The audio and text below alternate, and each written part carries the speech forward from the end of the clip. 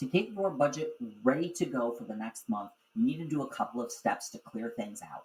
The first thing you want to do is you want to take everything that's in the remaining this month category or column, and you want to highlight all of it. So click and drag to the bottom of your categories, right click and hit copy, and you want to move that to the remaining last month section. So click into this B2 section right next to be budgeted, right click, and you want to make sure you go to paste special values only. You don't want to accidentally paste the formulas that are showing up. We just want those values. So we paste those in, and as you can see, it sets up all of the values that were over here are now over here, and you want to get rid of everything that is showing up in the allocated this month section. So click and drag, remove all of that. I just hit backspace and it gets rid of all of that. As you can see, the remaining this month section now shows a little bit wonky, and that's because we haven't cleared out our transactions page yet.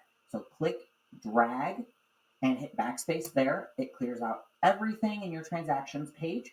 So now when you go to your budget, it shows remaining this month 0. Any money that you have saved in a category from last month automatically carries over to the next month. So if you have, for example, car insurance that you want to save up a little bit each month to do, this will help you keep track of how much money you have saved so far.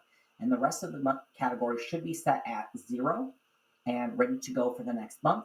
As you have income, it'll show up in activity up here, and it'll show you here how much money you have left to budget.